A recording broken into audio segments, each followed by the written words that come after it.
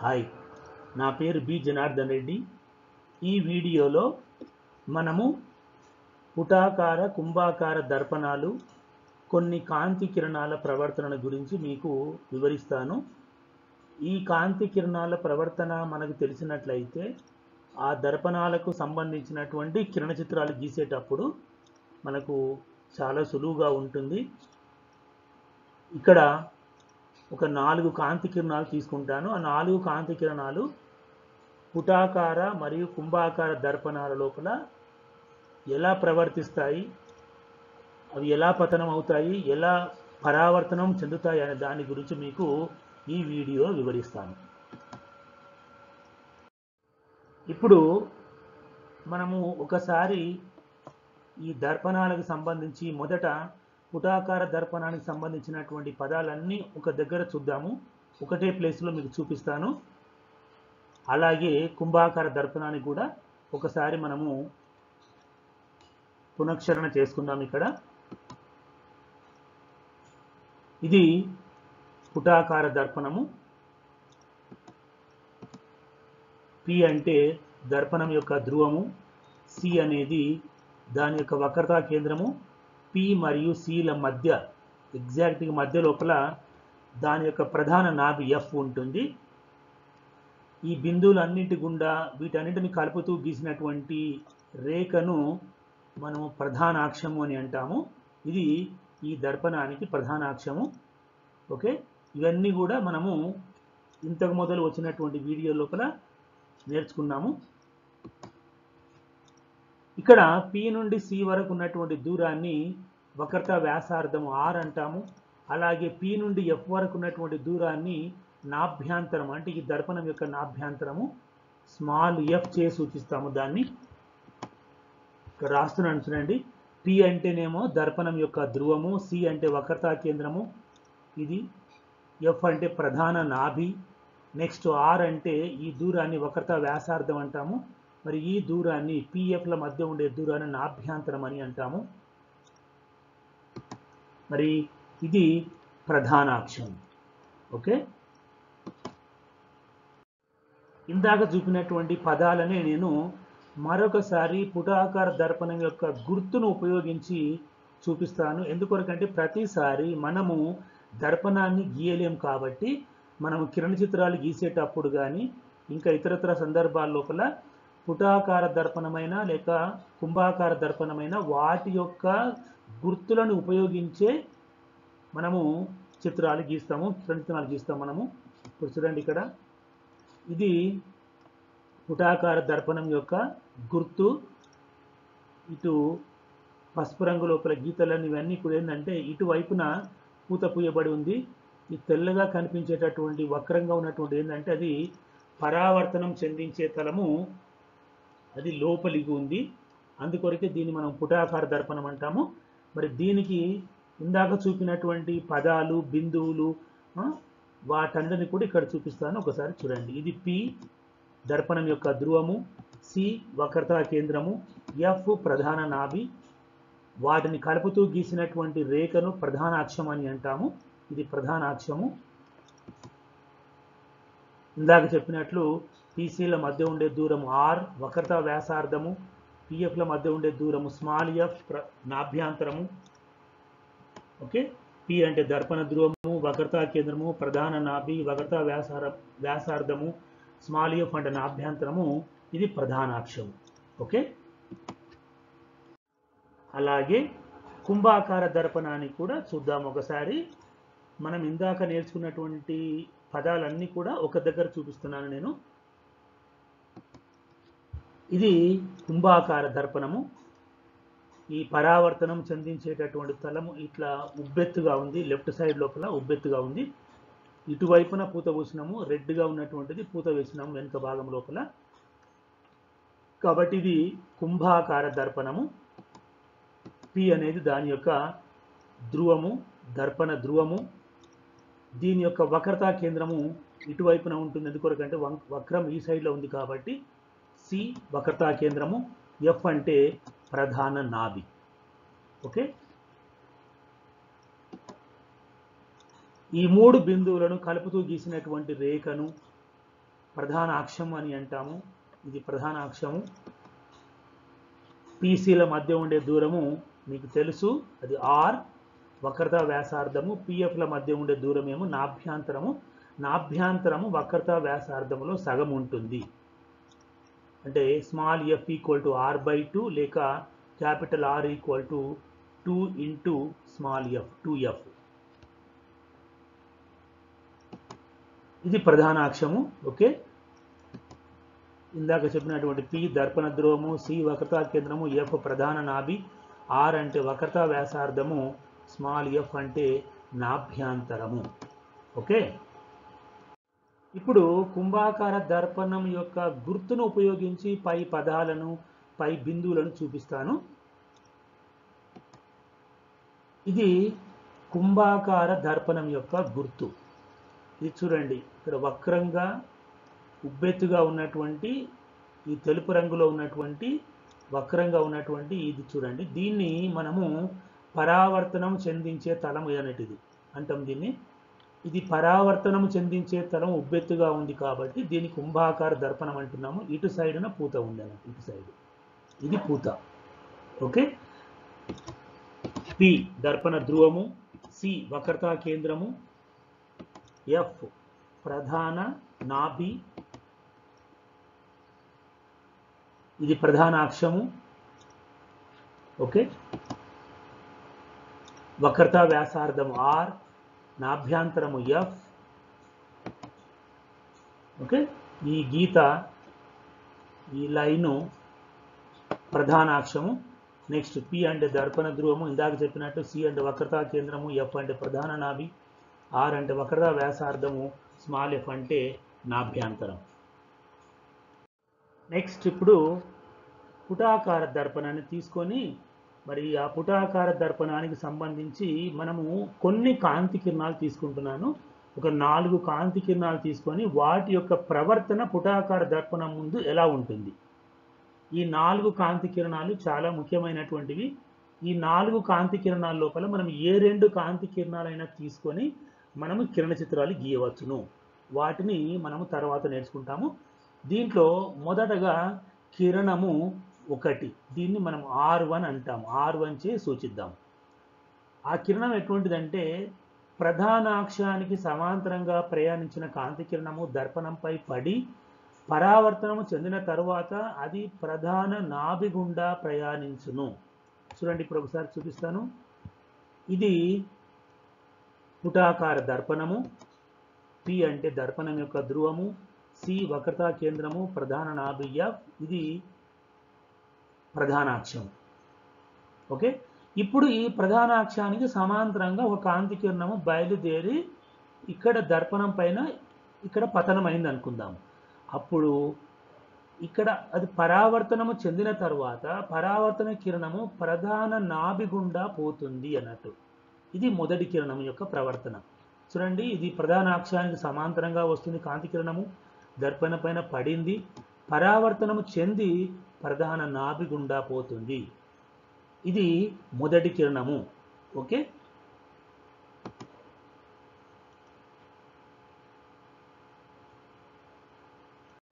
పుటాకార దర్పణం యొక్క గుర్తును ఉపయోగించి ఇందాక గీసినటువంటి కిరణాన్ని మళ్ళీ చూపిస్తాను. ఎందుకొరకంటే మనము ఈ దర్పణాల యొక్క గుర్తులనే తరచుగా వాడుతుంటాం కాబట్టి. ఇది పుటాకార దర్పణం యొక్క గుర్తు. దర్పణ ధ్రువము, వక్రతా కేంద్రము, ప్రధాన నాభి, ఇది ప్రధాన అక్షం. సేమ్ ఇందాక వచ్చినటువంటి ప్రధాన అక్షానికి సమాంతరంగా వచ్చినటువంటి కాంతి కిరణము దర్పణం పైన పడి పరావర్తనం చెంది ప్రధాన నాభి గుండా పోతుంది. ఇందాక చూపినటువంటి కాంతి కిరణమే. ఒక చిన్న మార్పు ఏంటంటే నేను ఇక్కడ నిజమైనటువంటి దర్పణాన్ని పైన చూపించాను, ఇందాక చూపించాను. ఇప్పుడు ఆ దర్పణం యొక్క గుర్తును వాడి ఈ కిరణం యొక్క ప్రవర్తన చూపిస్తున్నాను. మనం ఈ దర్పణం యొక్క గుర్తులని వాడుతాము. ఇప్పుడు కిరణము 2 చూద్దాము. ప్రధాన నాభి గుండా ప్రయాణించిన కాంతి కిరణం, కిరణం 2 R2 ప్రధాన నాభి గుండా ప్రయాణించిన కాంతి కిరణము దర్పణం పైన పడి పరావర్తనం చెందిన తర్వాత అది ప్రధానాక్షానికి సమాంతరముగా ప్రయాణించును. ఇందాక మనము చెప్పుకున్నటువంటి కిరణానికి ఇది జస్ట్ రివర్స్ అన్నట్లు, వ్యతిరేకం అన్నట్లు. ఓకే, గుర్తుంచుకోండి, కాంతి కిరణాలు ఎల్లప్పుడూ తన పథాన్ని లేక మార్గాన్ని పునఃక్షరిస్తాయి అనే సూత్రం ప్రకారం దీన్ని మనం చెప్తున్నాం. ఎందుకొరకంటే ఒక కాంతి కిరణం ఏ మార్గములో వచ్చిందో దాన్ని వెనక్కి పంపిస్తే తిరిగి అదే మార్గంలో వెళ్ళిపోతుంది అన్నట్టు. అంటే ప్రతి కాంతి కిరణం కూడా దాని యొక్క పథము అంటే మార్గము అన్నట్లు, పథాన్ని పునఃక్షరిస్తుంది. చూడండి, ఇప్పుడు ఇది పుటాకార దర్పణము, దర్పణం యొక్క ధ్రువము P ఇక్కడ, CF ప్రధానాక్షం. ఓకే, ఇందాక మనకు కాంతి కిరణము ప్రధానాక్షానికి సమాంతరంగా వచ్చి దర్పణం పైన పడి పరావర్తనం చెందిన తర్వాత ప్రధాన నాభి గుండా పోయింది. అదే కాంతి కిరణాన్ని ఒకవేళ మనం ఇలా పంపించామనుకోండి, ప్రధాన నాభి గుండా పంపించామనుకోండి, ఎగ్జాక్ట్గా మళ్ళీ రివర్స్ వెళ్ళిపోతుంది అట్లా. అంటే ప్రధాన నాభి గుండా ప్రయాణించిన కాంతి కిరణము దర్పణం పైన పడిన తర్వాత పరావర్తనం చెంది ప్రధానాక్షానికి సమాంతరంగా అవుతుంది అన్నట్లు. అంటే మొదటి కాంతి కిరణానికి ఇది రివర్స్. చూడండి, ఇది ప్రధాన నాభి గుండా పోతుంది, దర్పణం పైన పడింది, పరావర్తనం చెందిన తర్వాత ఈ పరావర్తన కిరణము ప్రధానాక్షానికి సమాంతరంగా ప్రయాణిస్తుంది. ఓకే, ఇది రెండవ కాంతి కిరణము R2. ఓకే,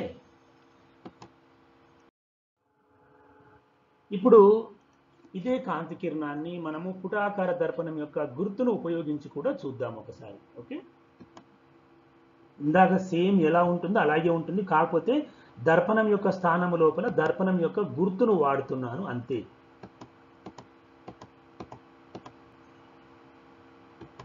ఇది ప్రధానాక్షము. ఓకే, ఇది కాంతి కిరణం. ప్రధాన నాభి గుండా పోతున్న కాంతి కిరణము దర్పణం పైన పడి పరావర్తనం చెందిన తర్వాత ప్రధానాక్షానికి సమాంతరముగా ప్రయాణించును. నెక్స్ట్ మూడవ కాంతి కిరణము R3. చూద్దాం అదేందో. వక్రత కేంద్రం గుండా ప్రయాణించిన కాంతి కిరణము దర్పణంపై పడి పరావర్తనము చెందిన తర్వాత తిరిగి అదే మార్గంలో ప్రయాణించును. ఒకసారి చూద్దాం. ఇక్కడ పుటాకార దర్పణము, దర్పణం యొక్క ధ్రువము, వక్రతా కేంద్రము C, ప్రధాన నాభి F, ప్రధానాక్షము రైట్. ఇప్పుడు ఒక కాంతి కిరణము ఇలా వెళ్తుంది, వక్రతా కేంద్రం గుండా వెళ్ళి దర్పణం పైన పడింది. పడిన తర్వాత అది అక్కడ పరావర్తనం చెంది తిరిగి అదే మార్గంలో వెనక్కి వస్తుంది.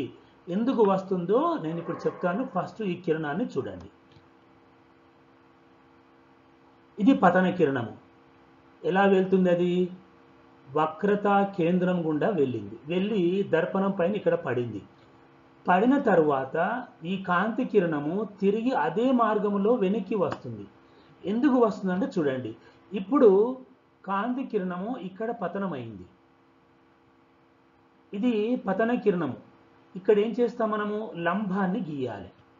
ఎందుకొరకంటే మనం పరావర్తన కిరణం కనుక్కునాలంటే పతన బిందువు వద్ద మనము లంబాన్ని గీయాలి. ఓకే, ఈ లంబము అంటే ఇక్కడ ఉన్నటువంటి మనము ఈ వ్యాసార్థమే అక్కడ గీసినటువంటి లంబము అవుతుంది అన్నట్లు. అంటే ఇదే వ్యాసార్థం, అంటే వ్యాసార్థమే లంబము అవుతుంది. కాబట్టి మరి పతన కిరణము లంబము వెంబడి ప్రయాణిస్తుంది కాబట్టి తిరిగి అది అదే మార్గములో వెనక్కి వస్తుంది. చూడండి ఎలా వస్తుంది ఇది. ఓకే, ఇది పరావర్తన కిరణం అన్నట్లు. ఓకేనా?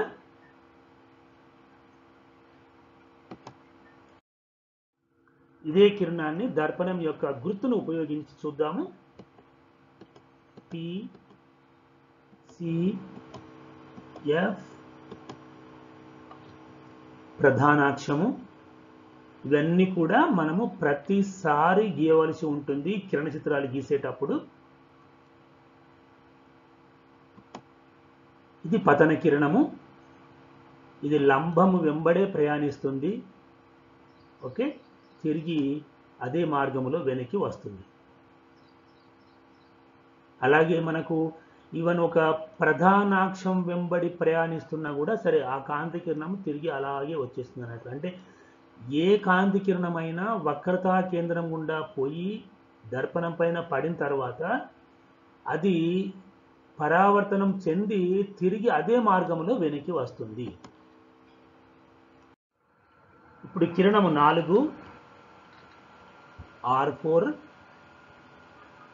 దర్పణ ధ్రువం వద్ద కొంత కోణంతో పతనమైన కాంతి కిరణము తిరిగి అంతే కోణంతో పరావర్తనం చెందుతుంది. చూడండి ఇక్కడ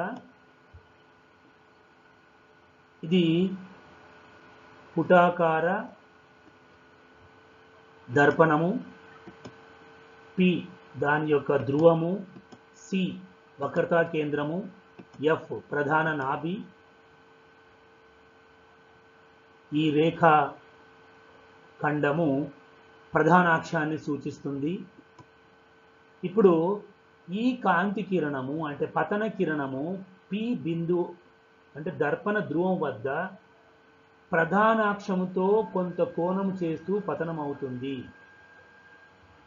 మరి ఈ పతన కిరణము ఇక్కడ ఎంత కోణం చేస్తుందో అంతే కోణంతో పరావర్తనం చెందుతుంది.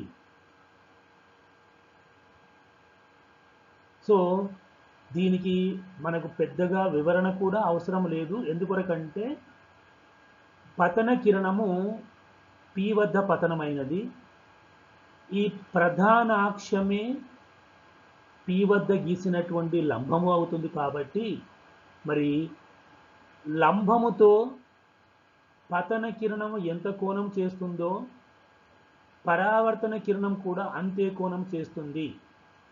పరావర్తన సూత్రాల లోపల ఇది కూడా మనకు ఒక సూత్రమే. పతన కోణము పరావర్తన కోణము రెండు సమానంగా ఉంటాయి.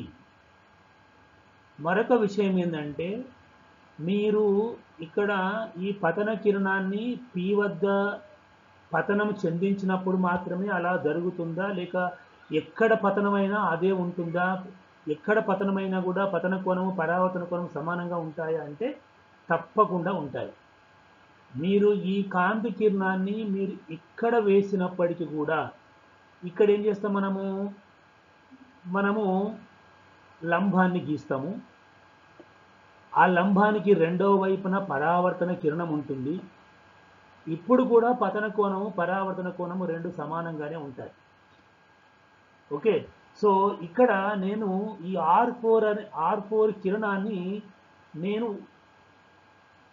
పుటాకార మరియు కుంభాకార దర్పణాలకు సంబంధించినటువంటి కిరణ చిత్రాలు గీసేటప్పుడు R4ని కూడా నేను వాడుకొని గీయడానికి అవకాశం ఉంటుంది అన్నట్టు. ఓకేనా, మీరు ఈ కోణాలని కొలిచి కూడా చూసుకోవచ్చు. చూద్దాం ఇప్పుడు ఎంత ఉందో. ఇది 20 డిగ్రీలు ఉంటుంది. ఇక్కడ చూడండి 20 డిగ్రీలు ఉంది. ఇది పతన కోణం 20 డిగ్రీలు ఉంది. పరావర్తన కోణం చూద్దాం ఎంత ఉందో. ఇది కూడా 20 డిగ్రీలే ఉందన్నట్టు. సో పతన కోణము పరావర్తన కోణం రెండు సమానంగా ఉన్నాయి. అయితే ఒక విషయం మీరు ఇక్కడ అడగవచ్చును, మీరు ఈ కాంతి కిరణాన్ని ఇలా కావాలని గీశారు కాబట్టి మీరు 20 డిగ్రీల కోణం వచ్చేటట్టుగా మీరు అలా ఉంచారు కాబట్టి మీరు అక్కడ కోణం 20 అని చూపిస్తున్నారు అడగవచ్చు మీరు. ఇది నా ఇష్టం వచ్చినట్టుగా గీయడానికి వీలు లేదు, మీ ఇష్టం వచ్చినట్టుగా గీయడానికి వీలు లేదు. పతన కిరణము పరావర్తన కిరణము తప్పకుండా లంబానికి, ఇది లంబం అన్నట్టు, లంబానికి చెరొక వైపున ఉంటాయి.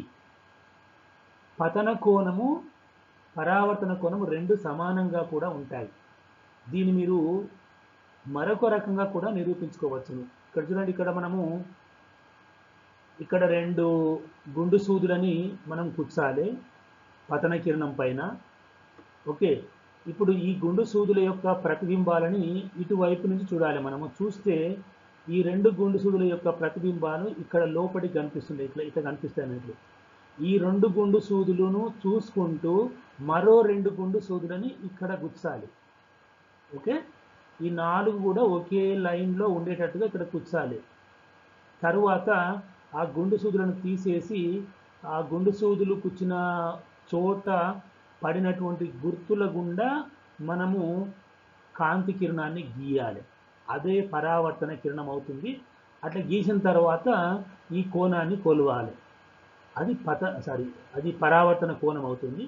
అప్పుడు పతన కోణం ఎంత ఉంటుందో పరావర్తన కోణం కూడా అంతే ఉంటుందని మనము నిర్ధారించవచ్చును. ఓకే, పుటాకార దర్పణం యొక్క గుర్తును ఉపయోగించి మనము R4 కిరణాన్ని గీద్దాము. ఓకే, ఇది ప్రధాన అక్షము. సో ప్రధాన అక్షానికి కొంత కోణముతో పడుతున్నటువంటి పతన కిరణము, ధ్రువం వద్ద పడుతున్నటువంటి పతన కిరణము తిరిగి అంతే కోణముతో పరావర్తనం చెందుతుంది. సో ఈ కోణం ఎంత ఉంటుందో ఈ కోణం కూడా అంతే ఉంటుంది. మీరు కొలిచినా అంతే ఉంటుంది. ఇందాక కొలిచాము, అదే మళ్ళీ చూపిస్తున్నాను. 20 డిగ్రీలు ఉంది ఇక్కడ పతన కోణము. పరావర్తన కోణం కూడా 20 డిగ్రీలే ఉంటుంది. మీరు చూసుకోవచ్చు, 20 డిగ్రీలు.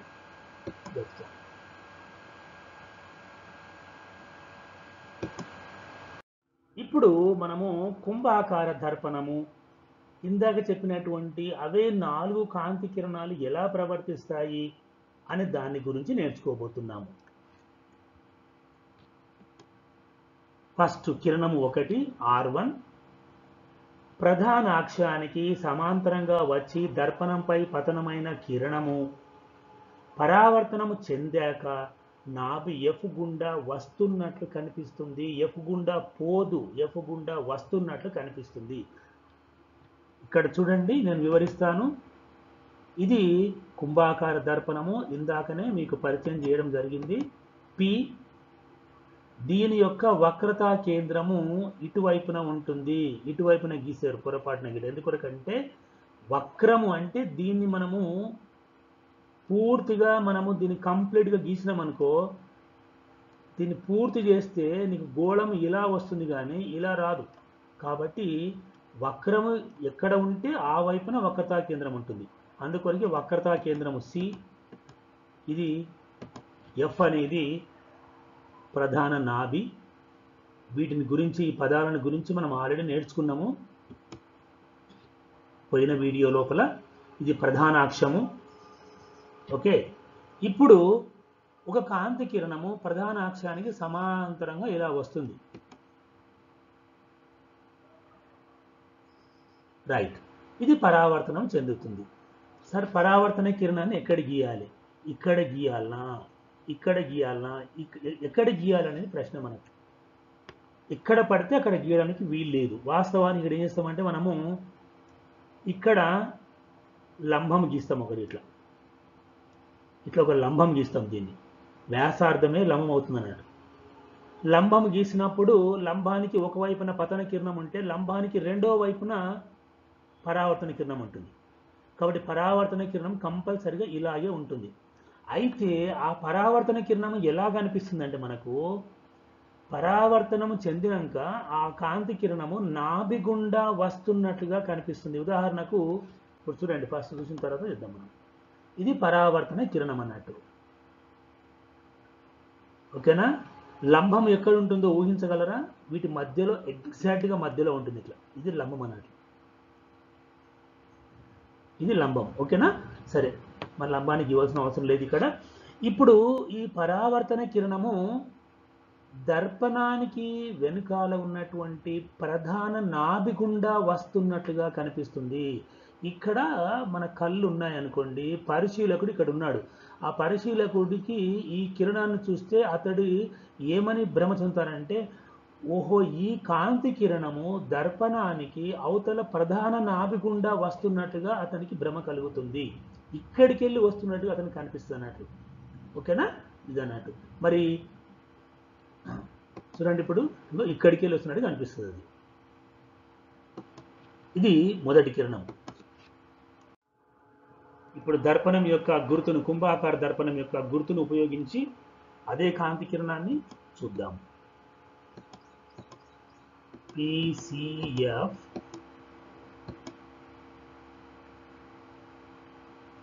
ప్రధానాక్షము.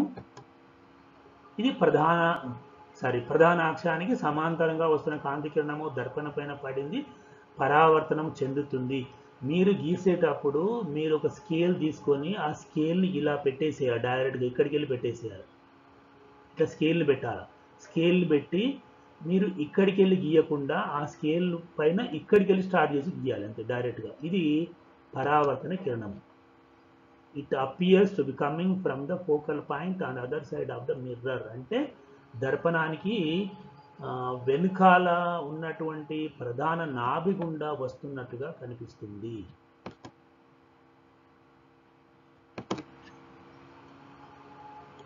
ఇప్పుడు కిరణము 2, దీన్ని మీరు మొదలే ఊహించవచ్చును. కిరణము 2 అనేది మొదటి కిరణానికి రివర్స్ అన్నట్టు. నాభి దిశలో ప్రయాణిస్తున్న కిరణము పరావర్తనము చెందాక ప్రధానాక్షానికి సమాంతరంగా వెళ్తుంది. చూడండి, ఇప్పుడు ఇక్కడ కుంభాకార దర్పణము P, దాని యొక్క ధ్రువము C, వక్రతా కేంద్రము F, ప్రధాన నాభి. ఓకే, ఇది ప్రధానాక్షం, ఇజంట్ ఇట్? ఇప్పుడు రివర్స్ కేసు అన్నట్లు. మొదటి కిరణానికి ఇది రివర్స్. మొదటి కిరణమేమో ప్రధానాక్షానికి సమాంతరంగా వచ్చి దర్పణం పైన పడిన తర్వాత పరావర్తన కిరణము ప్రధాన నాభి గుండా వస్తున్నట్టుగా కనిపిస్తుంది. ఇప్పుడు ఏంది? పతన కిరణము నాభి గుండా పోవడానికి ప్రయత్నం చేస్తుంది. అంటే నాభి దిశలో ప్రయాణిస్తుంది. ఇట్లా వస్తుంది, ఇట్లా వస్తుంది. ఒకవేళ ఈ దర్పణమే లేకుంటే ఆ కాంతి కిరణము ఇట్లా పోతుంది అన్నమాట. ఓకేనా? ఇది పతన కిరణము. ఏం చేస్తుంది ఇది? ఈ పతన కిరణము, నాభి దిశలో ప్రయాణిస్తుంది. అంటే నాభి గుండా పోవడానికి ప్రయత్నం చేస్తుంది. కానీ ఇక్కడ దర్పణం ఉంది కాబట్టి మరి కంపల్సరిగా అది పరావర్తనం చెంది ఏదో ఒక దిశలో ప్రయాణిస్తుంది. ఎక్కడికి వెళ్తుంది అంటే చూడండి, ఇప్పుడు నాభి దిశలో ప్రయాణించినటువంటి కాంతి కిరణము దర్పణంపై పడి పరావర్తనం చెందిన తర్వాత ఇప్పుడు ఇది ప్రధానాక్షానికి సమాంతరంగా పోతుంది అన్నట్టు.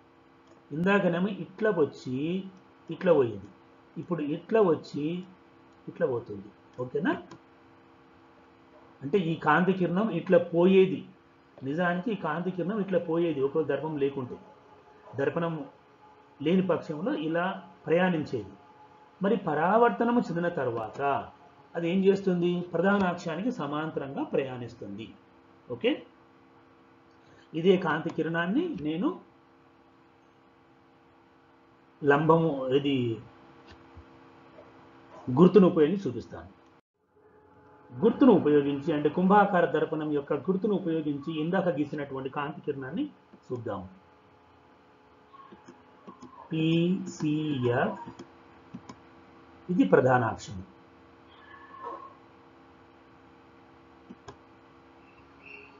నాభి దిశలో ప్రయాణిస్తున్న కాంతి కిరణము దర్పణం పైన పడి పరావర్తనం చెంది ప్రధానాక్షానికి సమాంతరంగా ప్రయాణిస్తుంది.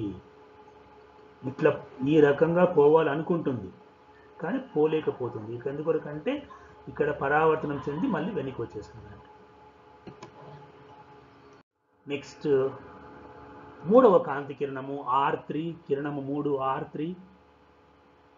వక్రతా కేంద్రము వైపుగా ప్రయాణిస్తున్న కిరణము పరావర్తనము చెందాక తిరిగి అదే దిశలో వెనుకకు ప్రయాణిస్తుంది. వెనుకకు ప్రయాణిస్తూ వక్రతా కేంద్రము నుండి బయలుదేరి వస్తున్నట్లుగా కనబడుతుంది అన్నట్లు.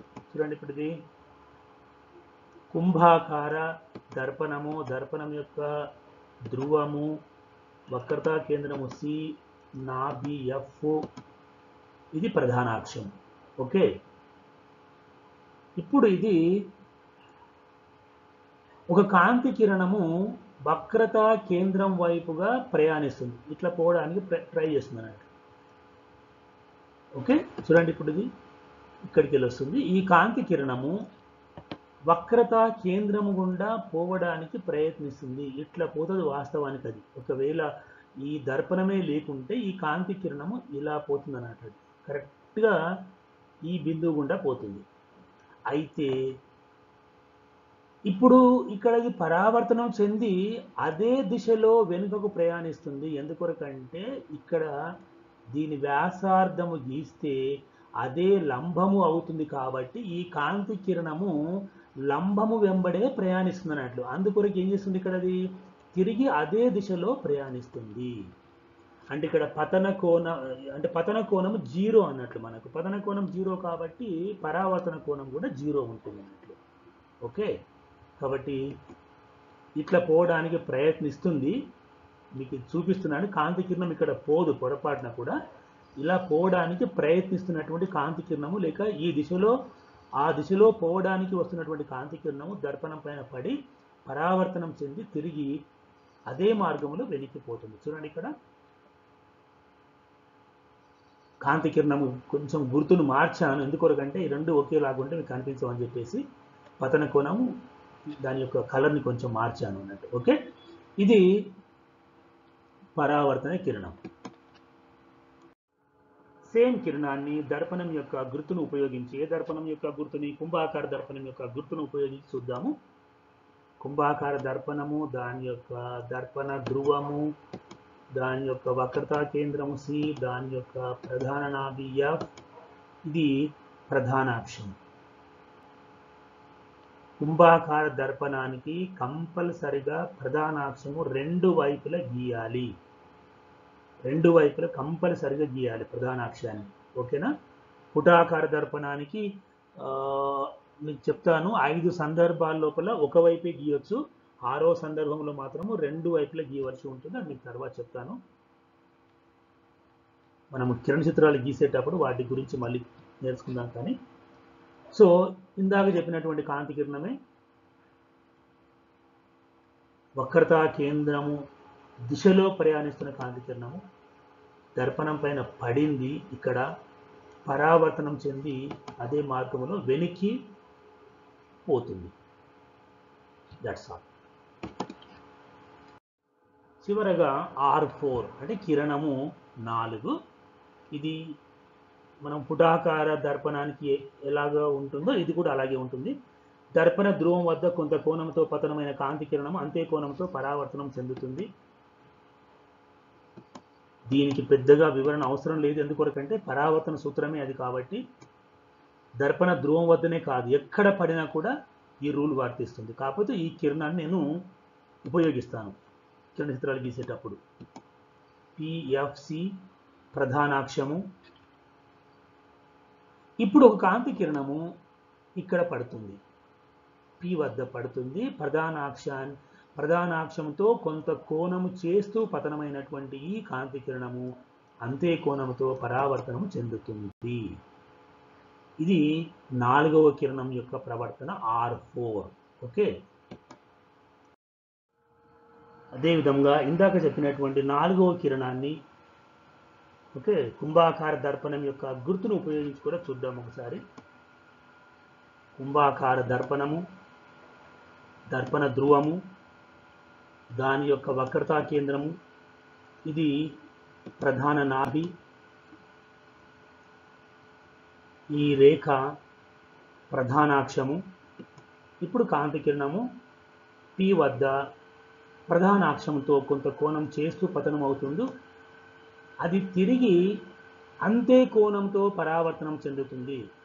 అంటే ఈ ప్రధానాక్షమే ఇప్పుడు P వద్ద గీసినటువంటి లంబము అవుతుంది అన్నట్టు. కాబట్టి పతన కోణం ఎంత ఉంటే పరావర్తన కోణం కూడా అంతే ఉంటుంది. ఇవి కొన్ని కిరణాల యొక్క ప్రవర్తన. పుటాకార మరియు కుంభాకార దర్పణాల లోపల మనము కొన్ని కిరణాలు ఎలా ప్రవర్తిస్తాయి అనే దాని గురించి మనం ఇందాక నేర్చుకున్నాము.